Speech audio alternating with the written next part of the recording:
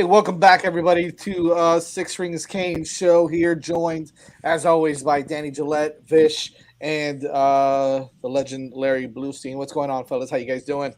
Good. Well, as before we get it going, obviously we've got a really special guest coming on today. If we can figure it out, we're having some technical difficulties with I will just say it right. Coach Frank Ponce is coming on the show, trying to work out some details there as he's just coming back from vacation as well, and so we definitely want to be wary of his time. So as we get that going, we can talk about our sponsor real quick, PrizePicks.com. If you want, we can kind of get it started with that, Vish, with Prize Picks. Let's talk about our Prize Picks sponsors, the official daily fantasy app of the 5 Reasons Sports Network. Make sure you're using the code 5, F-I-V-E. Prize Picks will match your initial deposit up to $100. And the good thing is that you don't have to use it all at once. So you can they'll match your initial deposit up to $100. Use the code 5, F-I-V-E, when you sign up. You don't need you can play all the sports, NFL, NBA, NHL, MLB, everything. You can do it all. So make sure you guys log in, sign up with the code 5. You don't even have to use you don't have to play with the same players in the same sports, right? You can use different players, different sports. Sign up, pick 2 to 5 players, choose the over under on individual categories, and it all depends on how much you want to win. Simple as that. Go to prizepicks.com, sign up again using the code FIVE 5, and they will match your initial deposit up to $100. PrizePicks.com. Let's check them out. So as we get things going now, listen, even before we get Coach Ponce on.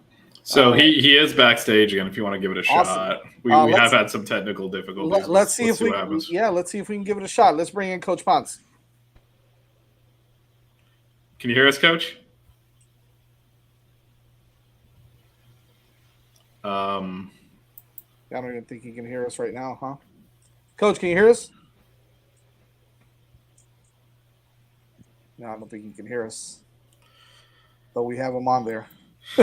we said we'd have Coach on. There he is. You can all see him.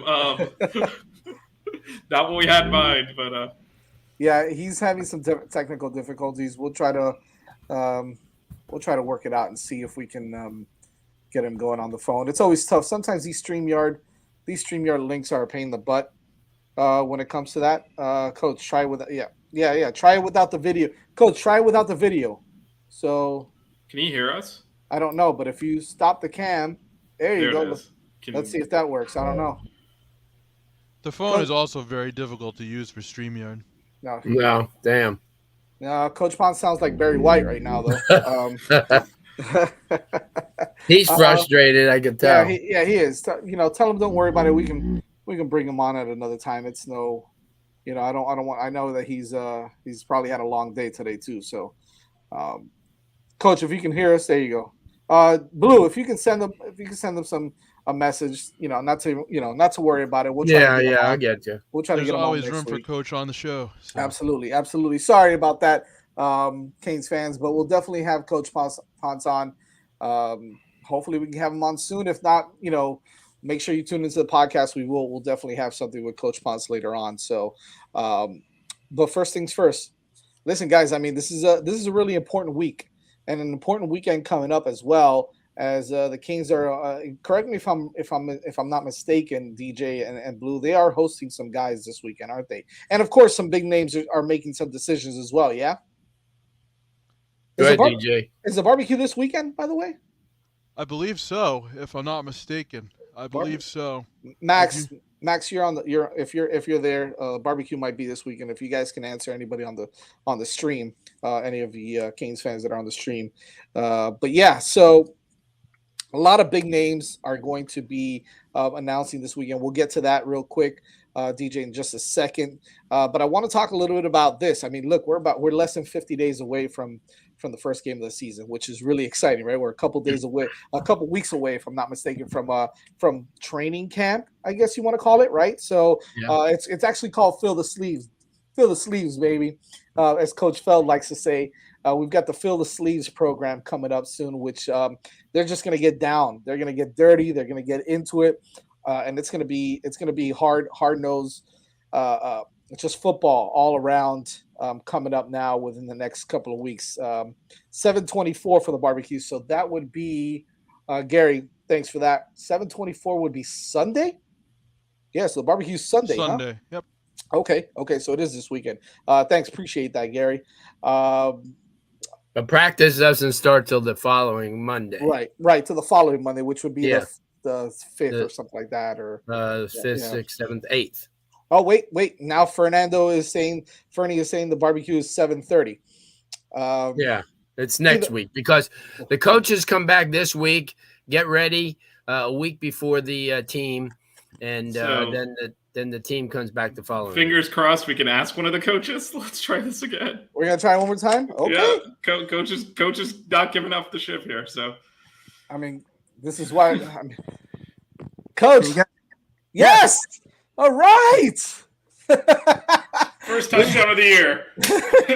You don't sound like Barry White anymore, Coach. No, I tell you what, I had to go get my daughter's phone, man. I have to get a new phone. Well, we appreciate it, man. I know you've had a long, I'm sure, exciting and fun vacation and a long day today. So we definitely do appreciate a few moments with you today, and we're excited to have you on. So we appreciate it. Thank you for having me on. I'm excited about it. Absolutely. Hey, before we start, what kind of furniture did you buy? Well, I went to City Furniture. I got some good stuff, man. I don't have anywhere to sit right now at home, so been doing that, and I'm excited about it. They're trying to get it here on Saturday, so I won't have to wait that long. So they're helping me out. Nice. I have City Furniture coming to my house tomorrow, so look at that. There you go. Coach, we were actually just talking a little bit now. You know, everything's starting to get going now, right? We've got less than 50 days till the season starts. We've got the Fill the Sleeves program with Coach Feld going to start soon. We've got a lot of things obviously happening with regards to recruiting and coaching and just getting everybody prepared right now, right? What's it like right now? I know you got a lot of things going on. What's the feeling around the program? What's it like right now? Getting ready for everything to just kind of come together and for the ball to get rolling right now? Well, first and foremost, I think there's a lot of excitement around the city, around our team, around our staff. And be honest with you, most of our staff right now has been out with their families and vacationing and just spending time with them. And we know we're about to crank it up here on start Monday. We'll be back in the office. And then after that, the following Monday, we'll start camp.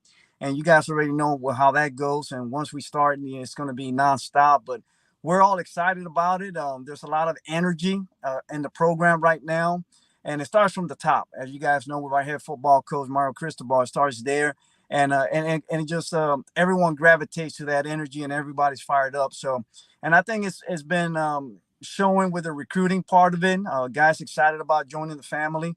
And then our players have been phenomenal, working their butts off this off season, and they had a little time off, but they've been working this whole time. And PLPs, player-led practices, and the weight room with Coach Fell, as you mentioned. So there's a lot of energy, there's a lot of positivity going on. The guys are excited about the season, and I think the biggest thing is they believe in the process right now, and they're trusting in it. And I think that when you have that in a team, and especially when you first year staff just coming in here in such a short period of time, and them entrusting in us and embracing the new culture, it's going to pay dividends later on this season.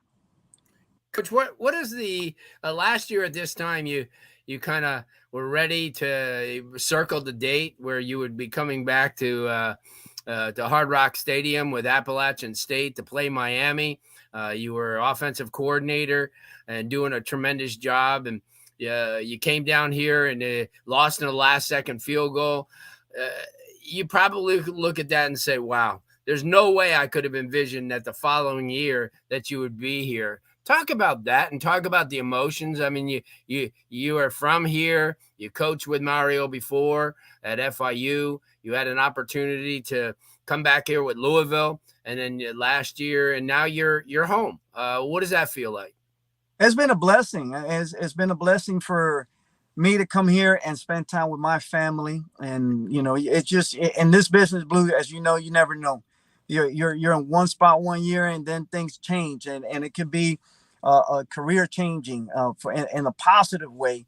So when you look at those things there and know exactly what, like you mentioned, coaching with Coach Cristobal prior at FIU, and just knowing what type of individual he is and what type of coach he is and what kind of vision he has for the University of Miami, just being coming from another program and building that program and winning a couple of championships there, and then just being part of the culture where he's been in the past. So he's definitely a great leader. He knows exactly what he wants and what he envisions for this program. And we as coaches, assistant coaches, we know that, and we embrace it, and we want to be part of that.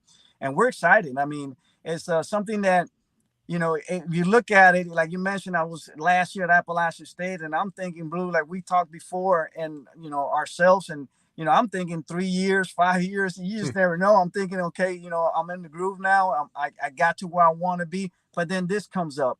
And I know it's an opportunity to continue to grow as a coach, in my profession. And I'm going to continue doing that. Unfortunately, my wife wasn't able to come down because of her contract, but that's the only piece that's missing right now down here in Miami. But that's going to change soon. So we're looking forward to that part of it. And once she gets here, I'll be back in heaven, really, because it'll be home because she's here with me. But other than that, it's been like I said, a blessing. It's excited to be back home and just be around friends. I can't tell you, you can imagine how many calls I got when I first made the move here and everybody found out. So, and everybody's been so supportive and appreciative that me be back home. I go to places and I say, Coach, good to have you back home. And it's just like, the genuine part of it, of our fans and people you don't even know that come up to you and say it, and they're excited about the program and what they're reading and what they're seeing, the direction that is going in. So there's a lot of people are excited. We're all excited at University of Miami and the football organization. So we're looking forward to the season. And Coach, real quick before we get Vish has a question for you. We have to mention, right? I mean, you're gonna get some really good fritanga again, right? Oh yeah, we did that the first week. As soon as I got back, some Cuban spots, some fritanga spots, Nicaraguan food, and just being here. As a matter of fact, right now when I get off this call, my daughter is waiting for me. We're about to go eat some right now. So, it's just awesome. Just the vibe, the city of Miami, and how beautiful it is here, and the culture and the diversity and the excitement around the football program at the University of Miami. So it's been awesome. Awesome. Go ahead, Vish. Yeah, so Coach, thanks for joining us and welcome home. I had a question on our quarterback, Tyler Van Dyke. So we had a great second half of last year. I was wondering what your assessment is of him and kind of where you've worked with him on getting better, because you always got to be improving, right? So curious where you felt like he could work on it and what kind of the work you've done with him. So going back, I just want to mention this here. So when I was at another school, and we were recruiting all three quarterbacks in our room. So, so I always kind of give them a hard time because, I tell Jake, I say, man, you big time and you wouldn't call me back. And Jakari Brown did the same, but they were nice kids. They were wonderful to talk to. But the one guy that was always phenomenal, and he was over receptive and really engaged in the recruiting process, was Tyler. So, when you get here, I said the first person to text me to congratulate me on being here at University of Miami, taking the job, was Tyler Van Dyke. And, it speaks volumes about the young man. He's just a fantastic human being. And not only that, but obviously we all know he's a great quarterback and a great player. And, he's seen all these accolades and all these awards, watch lists that he's on. But watching him and knowing exactly what type of player he was in high school, and that's the reason why we were recruiting him, and then watching him in the season and watching the games when I first got here. And I follow University of Miami. I've always been a big fan of it. I always root for them as long as we weren't playing them. So, just watching him and his maturity and just going there as a freshman and doing the things that he was able to do last year. And, one of the biggest things I will say this, kid goes up to Pittsburgh and beats the top quarterback in the country in the draft. So, and not only him, but just look at all the other games that he had and just a great job they did with him. And, my job is to continue to do that. And I think he's in this offense, he's very suited for him. I think he's going to be very successful. I think Tyler's a very intelligent young man, so he's going to have a great season. What we're working on him right now, to answer your question, is just his decision making in our system to be a lot quicker. And like I said, he can be on. He's developed in the spring from watching him the first week to the last week in our spring game, right? So he's been working on getting to his 2, 3s, and sometimes 4 progression, and he does it in a very fast pace. So that to me it speaks volume, because the great ones can do that. The game is slow for them, and that to me is something that is key in our process, in our teaching, and our offense. And any offense, really, any quarterback, that's an intangible that you have to be able to anticipate throws down the field, but to be able to understand the defense and be able to already adjust and be able to be on your second and third adjustment progression in the offense is something that is that a lot of guys can't do, and Tyler can do it. So we're excited about him, but that's the biggest thing that I've seen improvement in him, and as a group, you've seen it as well with Jake Garcia and JB, Jakari Brown. So, we're excited about those guys as well. They're very talented, very competitive as well. DJ, go ahead. I know you got a question for Coach. Yeah. Hi, Coach. Thank you for joining us. So right now you have, Tyler, Jake, JB, but you also have quarterbacks to work with in the future in Jaden Rashada and Emery Williams. All the quarterbacks that I just mentioned, and as you know, are extremely talented. What's it like knowing that you will have this sort of talent pool to work with, and how do you think they'll develop moving forward? Do you have any specific goals that you want to achieve with them, or is it going to be more of a player-by-player basis? I'll answer the question when I'll talk about the guys that we have in our room now. So, those guys are like I said, they're all 3 young men are phenomenal human beings and phenomenal leaders and student of the game. So that part of itself, when you sit down with those kids and be able to sit down and talk football, go over coverages, talk about our offense, our scheme, our plays, our progressions, and each specific play, to see them be able to grasp it in such a short period of time and improve, make big improvements from spring day 1 to the last our spring game, is very satisfying, very gratifying for a coach to see the kids are embracing the teaching and really meeting you halfway, because they're very coachable. That's one thing we talk about, just being coachable as quarterbacks. So what the things that we want to accomplish with them is, again, when we're talking about Tyler, is to be able to work their progression and be able to, once we sit in that pot, once we get to that last drop step for us, and be able to step in the pocket, deliver the ball. The ball's going to somewhere, okay, which is whether it's 1, 2, or 3 in our progression, but it's got to come off now. How does that happen? From studying film, understanding what the defense is doing, and if they take your first progression away, you're on 2 and 3 right away. That's the biggest thing that we're working on with every single one of our quarterbacks, and I think that they've done a great job of doing that and getting better.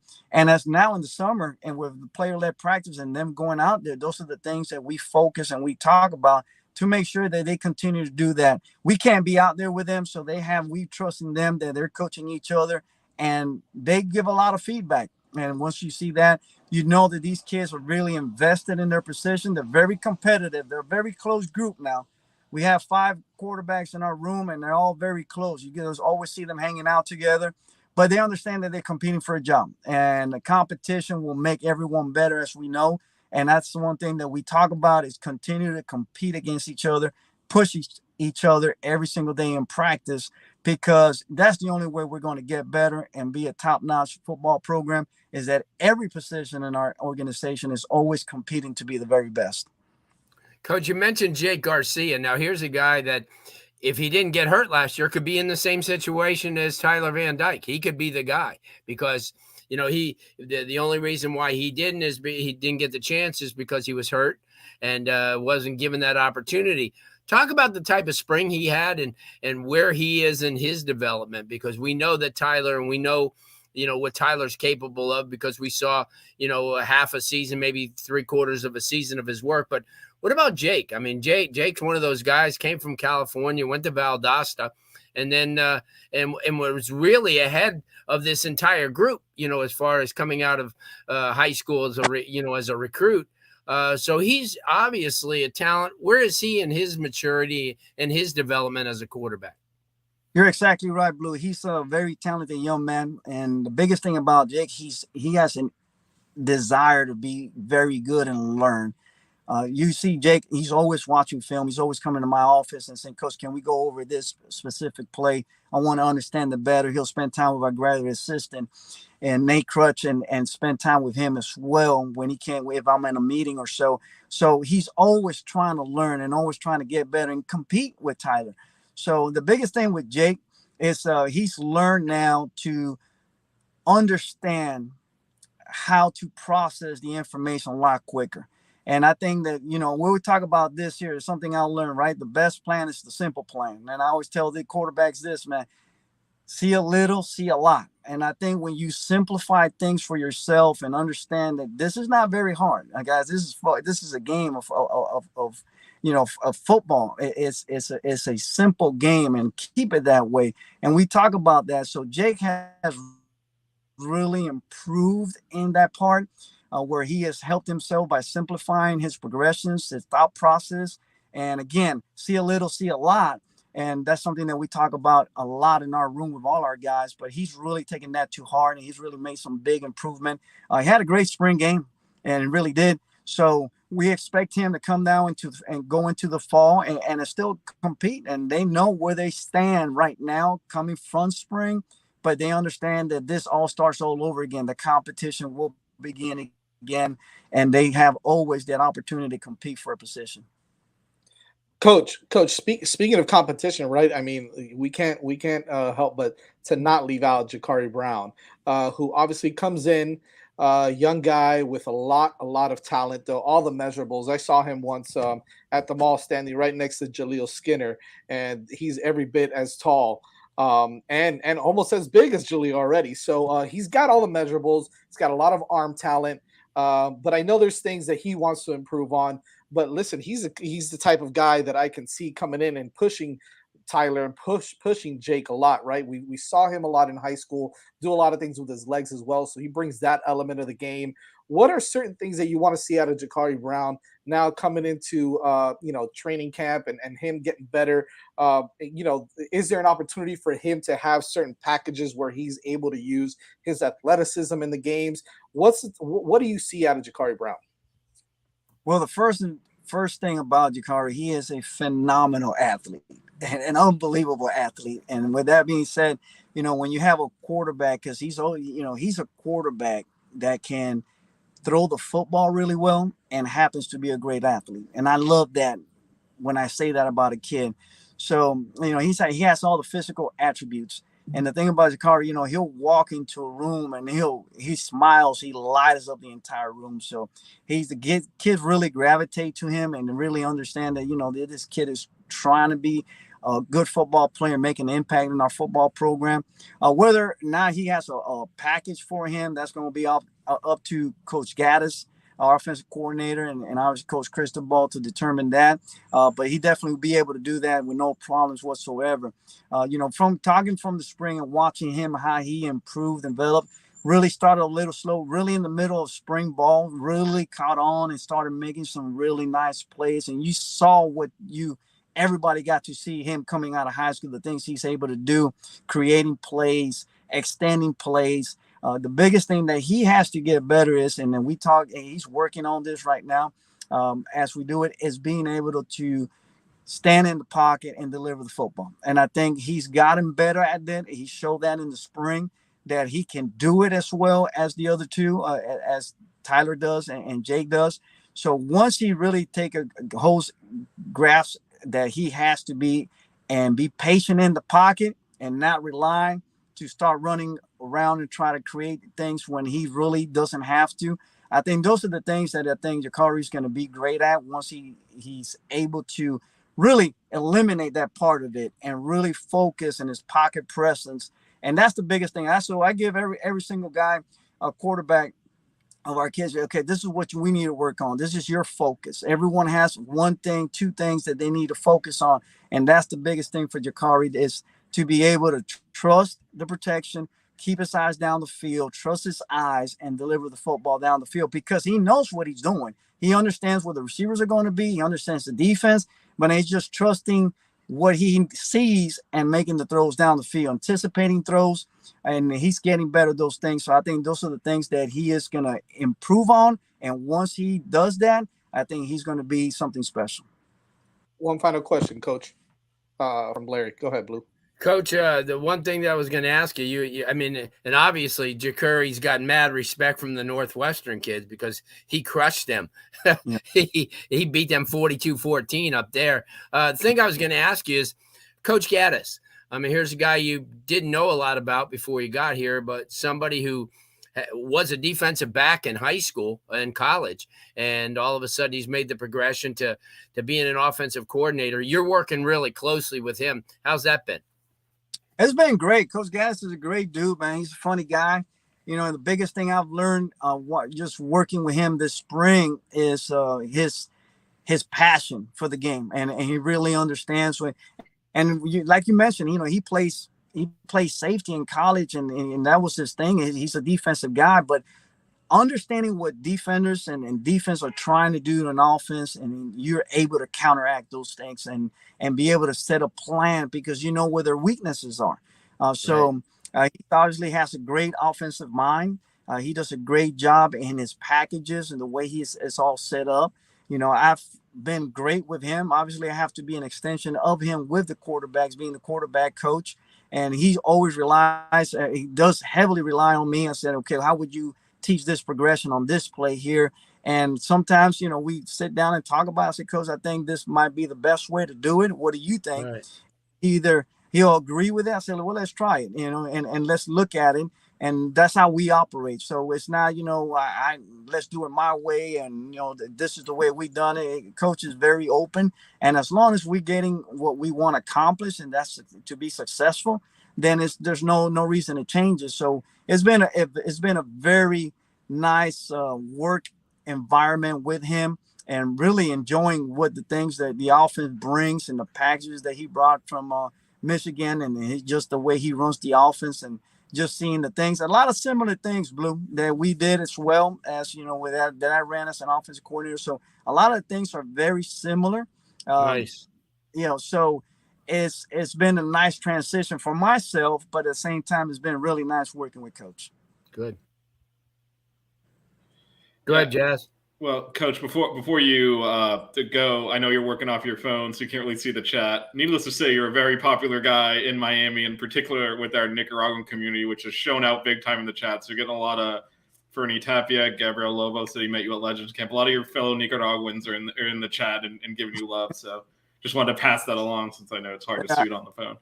I appreciate it, man. A lot of love back to them, to everybody, really. Awesome. Coach, we truly appreciate you coming on. I know we had a little bit of technical difficulties at the beginning, but we got it down. Hope you bought some really nice furniture, by the way, and so you don't have to sleep on the floor or anything. But we do mattress right now. I'm sleeping on. I know it. I understand that. I get it. I definitely do. So thanks a lot again.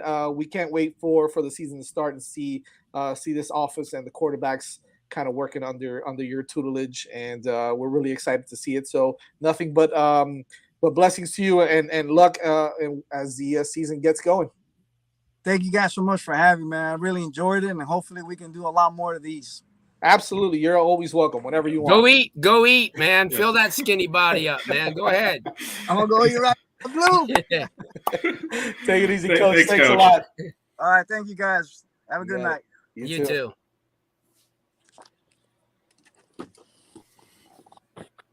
Nice, huh? You know, he's that just shows. Get Coach out of here. Vish forgot how to work this thing. There you go.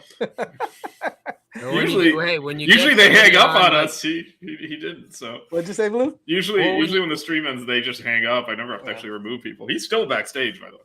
Yeah, he's waiting to see if you bring him on again. But I'll tell you what, the thing is it gives the fans who listen to our podcast an opportunity, you know, to go inside. Sometimes coaches can't come on the show for one reason or another. And like he said, next week they start everything, and he'll be grinding. I mean, this is early, in the workday for Mario Cristobal's coaching staff. So next week they'll be, hard at it. And then obviously, in 2 weeks, it's going to be crazy. And listen, I've said it all along. They have a coaching staff right now that's conducive for winning.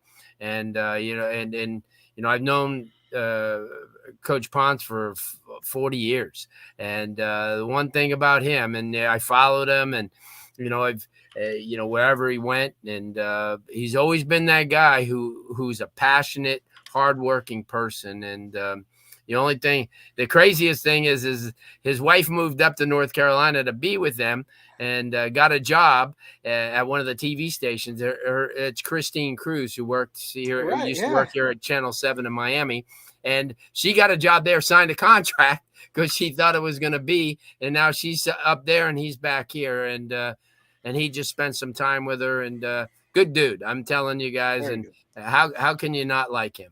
Oh my God! Yeah, and I think it was a good. And one thing I really appreciate is he was very substantive on his answers. He didn't give us a lot of coach speak, kind of went into details. And I think it sounds like the opportunity to work with Mario was just because that's a lot of personal sacrifice to come down here. And also, he was the offensive coordinator as a quarterback's coach here. So, right. But I think it was the opportunity to work with Mario. And I think anytime you talk to any of our coaches, like, it's not just the fans. They all expect to do really big things here. And basically they all signed up to do that. So it's just exciting. I'll tell you, Vish, if you don't think he was excited to be on the program, he just texted me and asked how he did and was he all right? He's the man. And he goes, boy, I had such a great time. You see, that's what, people are understanding what this Wednesday night it's all about, and what it will be all about. We're trying to, we had Ray on last week. We had Coach Ponce this week. We'll work to get on, some people who, you don't get a chance to hear. Coach Ponce, the assistant coaches, Vish, are not, they're not the guys that everybody listens to all the time. And usually Mario's the guy, and you get an opportunity and get an insight to what's going on. So it was great having him on, great friend, and a tremendous person who really cared. There's, ideal, because on my radio show, I have a college coach on every week, and sometimes it's hard to get them on and pulling teeth because they think they're bigger than they really are, but not Frank. He loved it. No, he is. Just talk. First of all, he sounds very cerebral as well, right? Like the way that he kind of, you said it, Vish, right? Substantive. The way that he kind of like breaks down how he's talking about Van Dyke and TVD and Jake and Jakari and all these guys, like just the way that he is, it's absolutely incredible just to hear him talk and how like focused he is on working with these guys, the things that he sees, the things that he notices, the things that he wants to improve on. Even a guy who's a potential first round pick, right? TVD is obviously one of the top quarterbacks in the country right now. But make no mistake about it. Like for me, like a lot of people don't realize, like he's and he mentioned it here a little bit, but he's very involved in this offense. And look, Coach Gaddis is one of those guys that's going to be, he's going to be wanted by so many different schools in the next year or two, that he's got an opportunity that if this program does well and the quarterbacks kick ass and the offense is just firing on all cylinders, he could be the next guy, right, to be the offensive coordinator for the Miami Hurricanes. No doubt. I think that, the fact that he is so, just kind of like in tune with Coach Gaddis and with the whole entire offense, tells you that this team, this coaching staff is just, it's one heartbeat. And obviously the biggest one, right, is Coach Cristobal, but he lets them do what they do best. He does not hamstring them. And that's what's important, because I know in previous administrations, obviously we'll just leave it at that, they weren't always given that freedom to do exactly what they wanted to come here and do. And so, well, it's a complete reversal. It's the freedom to do it, and it's the competence to do it, right? Like, right. I don't know that, I mean, not going to talk specifics, or I'm trying not to disparage anyone, but like the caliber of coach on the staff is so high right now. It's unbelievable that you can empower them and they'll be fine. Whereas if you looked at some of our previous staffs. You couldn't say that. Certainly not across the board. Right. We had individuals who are like that guy's a great coach. And I mean, and it starts at the top. But look at Lashley's the head coach at SMU now. Like, I mean, like he was the offensive coordinator, right? Like we had a totally fine offensive coordinator last year, but across the board, probably not. And one of the things we talked about with Cristobal, you mentioned Jazz, Ponce, pretty clearly the progression is Gas is going to get a head coaching job soon and Ponce will be the offensive coordinator. I think we kind of know that that's the progression. Same thing defensively. Charlie Strong's the linebackers coach right now. He didn't come down here to be a linebackers coach forever. Right. We have Kevin Steele there, who's a veteran. So I think you're going to kind of see, again, you're going to see that progression. So Mario's building a program, not a team, a program. And that's what you're seeing. That's why you're seeing the energy. They all believe in the mission of the program. And that comes across when you talk to any of the coaches, any of the players. I tell you, and I'm excited. I really am, and again, I appreciate him coming on the show, especially when he's getting ready for the season. So I'm sure he's got a lot of things going on. And real quick, right? Talking about the season before we get into recruiting. By the way, DJ almost caused a violation here on the show, but whatever. I did. I apologize on that. I really did. No, you don't think he gets that all the time? Ponce is a pro. He just I'll talk about the coaches on staff. Yeah, obviously the coaches can't talk about recruits until they sign. So we almost made headlines, baby. I mean, not the kind of headlines we want to make. Not the kind of headlines we want. Not the kind of headlines we want. But you would have seen me kill a stream so fast. You didn't see me going like this. You didn't see me. I was like, no. Oh, the end broadcast button would have been hit immediately, but the coach navigated right around it. I can see Jazz's head going like this. Saw it, right? But again, to your point, not a big deal. Ponce they get asked those questions all the time. They know not to answer. Of course they that do. part of it. But now he answered I know the rest for of the next question. time. So, he answered the rest of the questions. And to answer that question, he's going to have a lot of firepower next year. Let's just be honest, right? It is what it is.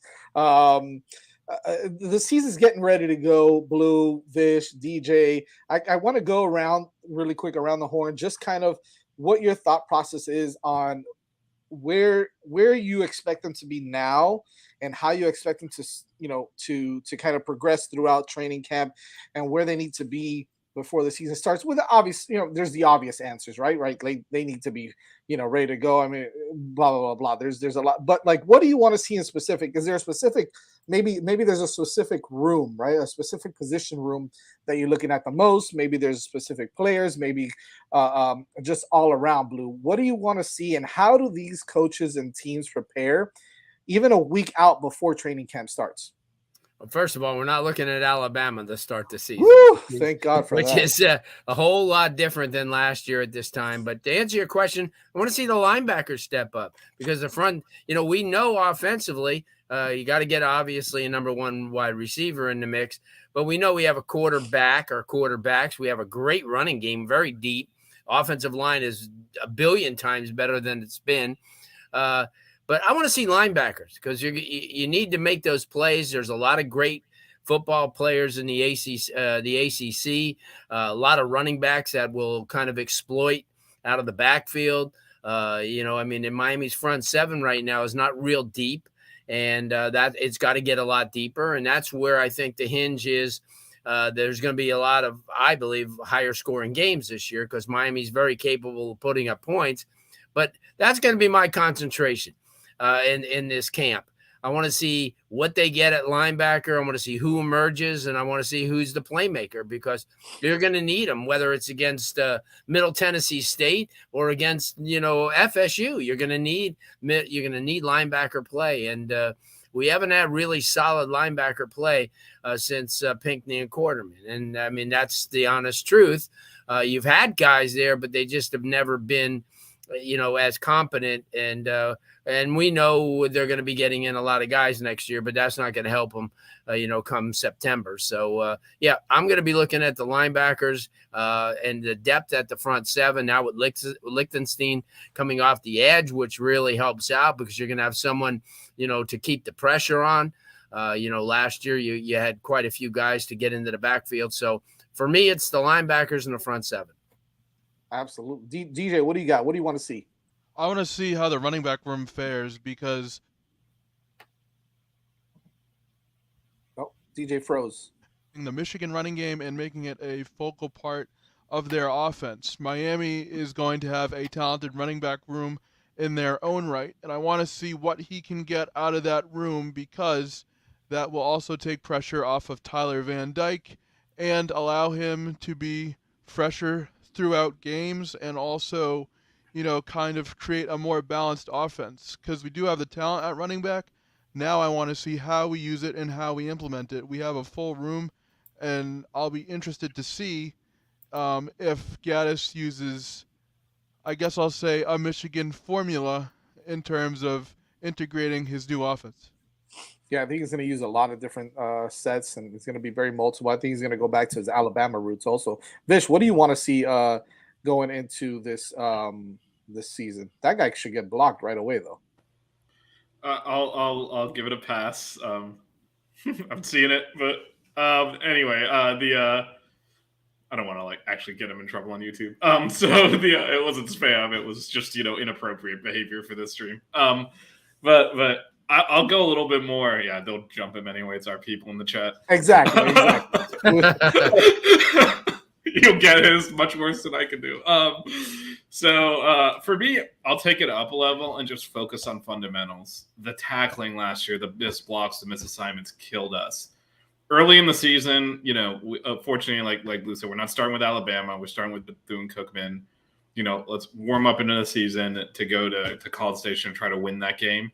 Fundamentals can carry you a long way early in the year when everyone's kind of a little bit off and trying to get going. That's why you see a lot of upsets at the beginning of the season. So, stressing that camp, stressing tackling, number one, after what we saw last year, but also just being in the right position. So many busted coverage is guys running wide open, cutting that out, forcing teams to actually work their way down the field and not giving up big plays. That kind of stuff can go a long way towards winning. So I just want to see the fundamentals better, making your blocks, catching passes, tackling, things that, you figured that you kind of take for granted that we have not done well, and it's cost us games. And so you come out like that, and then the rest of it will come around.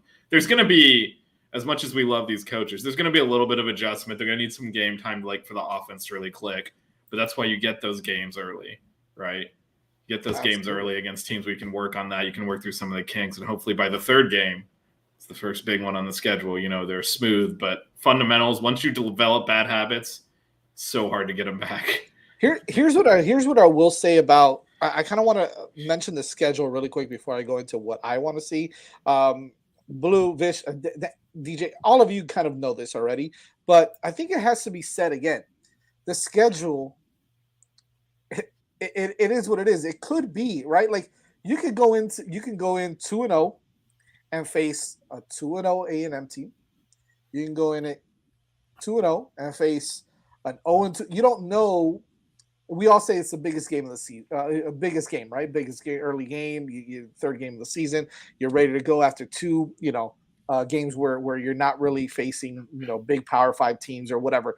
But teams sometimes get off to a slow start. Sometimes they get off to a quicker start. Sometimes they're not as good as everybody has them on paper being. So you've got and that could happen on our side too. I'm not saying that it can't, but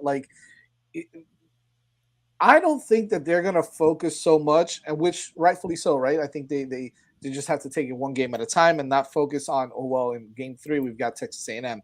I think that the progression of this team from game 1 to game 2 to game 3, I just want to see every single, and I guess that goes back to what you were saying, Vish. I want to see them fundamentally do the things that they have to do that yes, we take for granted, but that should be done by any top Power 5 team, by any top football program. Get your, make your tackles, follow your assignments, yada, yada, yada, all that technical jargon that we use. But what I really want to see is, going back to piggybacking what Larry said, what Blue said, is that front seven. For me, the front seven is going to be the most important part of this team, especially with guys like Lichtenstein that you mentioned, Blue, but Darrell Jackson, Adrian Moultrie, who I know has been injured, but I think he may be back. I want to see Leonard Taylor get better, get bigger, get stronger. I want to see how Jared Harrison Hunt comes back. Okay, because that was a guy that earlier on in the year and even a couple of years ago, we are like, this kid could be special. Kind of tailored off a little bit last year, right? We didn't see much of him. We saw a lot of issues in that front four, period. That the outside guys, the edge guys, is Jafari Harvey going to be that guy? Is it going to be is it going to be what's his name, Agude, Mitchell Agude? Is it going who is going to step up on the outside as an edge guy? And of course, the linebackers. Is it Chase Smith? Is it Keontre Smith? Is Wes going to get a lot of playing time? Who are you going to see that's going to step up? And obviously, Caleb Johnson in the middle, but you've got so many things that are going to happen in that front seven. And I think that Coach Charlie Strong, Salavea, Jason Taylor, Roderick Wright, those guys have their work cut out for them, because that is a very important part of this team. If they want to be able to be dominant and be those SEC style juggernaut teams, that front seven is going to have to dominate a lot of the games. And the good thing is that they're building that depth. I don't know how good it's going to be just yet, but I'm excited to see what the kid, the Jackson kid, the Moultrie, Lichtenstein, and those guys are going to bring to the table. So it's a wait and see approach. Obviously, they're going to be more than likely they're going to be dominant in the first two games, but that needs to translate against a bigger team. So. Go in there and win that game in College Station. That's in there and win that game. That's it. Regardless of if they're good or not, I don't care. I mean, they're going to be good. So you got to go out there. Go in there and win that game. That's it. That's where I'm at. I hear you. I'm with it. Really quick before we go, big recruiting weekend. A lot of guys are going to be announcing this weekend. Jonel Aguero, I believe, is one of them. You've got why am I drawing a blank right now? But the offensive lineman, the big kid from Connecticut. That's Olas right. Olas Alanin is Sam Okunlola. Malik Bryant is another one. Yeah. And the kid that was. And then Kirkland also, I think, is. Peyton Kirkland. Who's the Bonzu? kid? Bonzu. That's it. The safety. The safety, yeah. So you got a lot of big time players. DJ, do you have kind of a timeline as to when they're supposed to be committing? I know Allen's supposed to be Friday. I was just reading that it was supposed to be Friday. It's between us and Alabama. Peyton Kirkland, I believe, is going to be Saturday. I think he said the 23rd, so that's Saturday, right? Right. Yeah. Yeah, it is. Aguero is Saturday. He's trending towards Georgia. And then Malik Bryant is also Saturday. So there's a lot on Saturday. I mean, I'm going to be watching closely for Allen on Friday. Hopefully we can beat out Alabama. But, it's hard to beat out Alabama when it comes to recruiting. Yeah. So, I mean, it's going to be another busy couple of days. And hopefully Miami can get some wins, because those are some very good names that are going to announce this weekend. And the very fact that Allen's kept Miami in the in the final two. I mean, like DJ said, it's tough to beat Alabama, but if you're in there with Alabama, you always have a chance. Vish will be right back. He had an issue with his computer. I want to ask you something, Blue. I'm going to give you those names. I'm going to give you Allen, Peyton Kirkland, Bonsu, Aguero, and I'm missing one. Who else am I missing?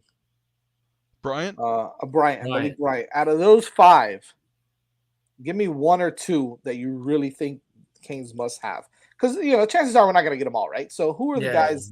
And Bonsu also. I didn't even mention Bonsu. Yeah. Malik Bryant, because it's a position of need. This is a guy that has a lot of talent. I watched him at Jones. I've been up and saw him at practices. These are guys that I had an opportunity to see live, and he and Kirkland from Dr. Phillips. But getting him means that you're going to get your room's going to get deeper and deeper. It's going to get more talented, because that's the position of need. And certainly you get him in here next year. I think he would come in January. And if he comes in January, then you got Charlie Strong and you got Coach Steele to be working with him. And, by the end of spring, he'll be ready to go for, his true freshman year and play a little bit. Because he'll get in the mix. And because this year you're developing a Wesley Basaint, like as we said before, you have a few other guys, Smith, players like that. But I think he's a must get. He's not a 6'1", 190 kid. He's a big kid. He's 230. He's the guy that Alabama gets. He's the guy that Georgia gets. He's the guy that Ohio State and Oklahoma get. And Miami desperately needs to get a kid who's ready to go rather than a 2-year project. Absolutely. DJ, you got one or two of those recruits that you really want to see? Peyton Kirkland and probably Alinen. Kirkland's trending toward Michigan State right now, but I would want to see him at Miami simply because it would continue to build the line depth and give Alex Mirabal another player to work with.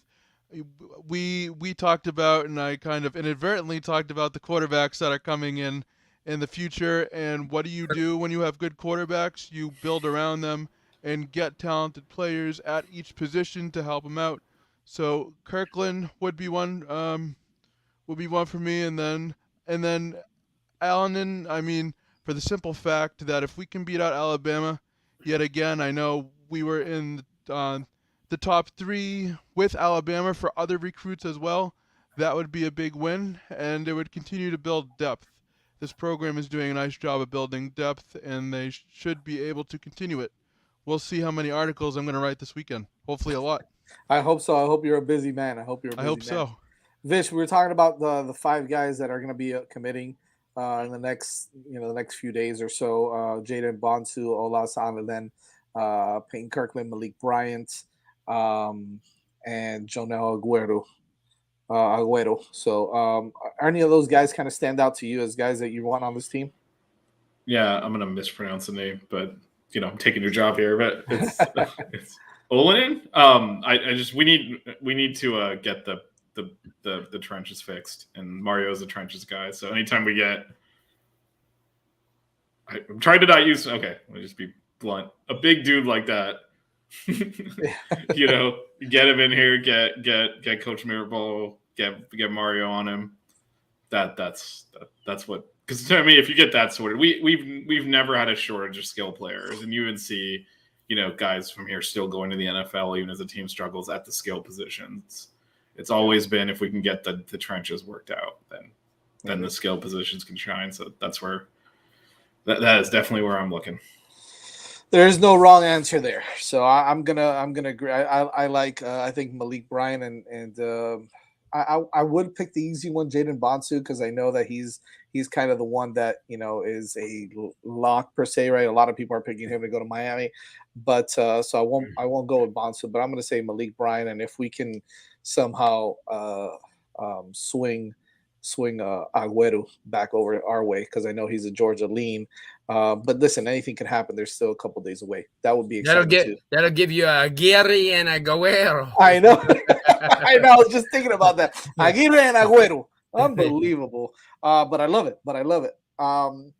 Make sure you guys, by the way, we appreciate everybody that was on with us. And of course, Coach Frank Ponce as well. We appreciate him coming on the show for a little bit of talking quarterbacks and some other stuff. But we truly appreciate everybody that's coming on, all of our fans, all the people in the chat. Follow us on @6ringscanes on Twitter. Make sure you subscribe to the 5 Reasons Sports YouTube channel. Every Wednesday night at 8:30 p.m. we will be on here talking some Canes football. Next week should be a fun one as Fill the Sleeve starts, and we're getting ready for camp as it gets going. And listen, after next week, there's only a month left before football starts. So pretty excited about that. Make sure you catch us on the podcast. We will have the Frank Ponce interview cut down specifically just for the interview. So if you guys want to hear that again, you can get on the podcast, check it out later tonight, if not tomorrow, or you could just watch this all over again later today. It'll be right back on there. We'll definitely tweet it out again tonight because Ponce really brought it strong too. So we're really excited about that. Blue, Vish, DJ, thank you guys for coming on once again. And again, make sure you check us out every Wednesday at 8:30 p.m. on the 5 Reasons Sports YouTube channel. 6 Rings Canes. See you guys later. And just Jazz, since just to end the stream, stay on. Go back and watch our F1 show. Oh yes, Hit in the Apex starts now at 9:30. So make sure you check it out. Yeah, watch our F1 show. If you want to see it, I will be wearing a beret because it's the French GP. So that's the only place you're going to see that. So definitely cut over to that. All right. We'll see you guys there. Take it easy.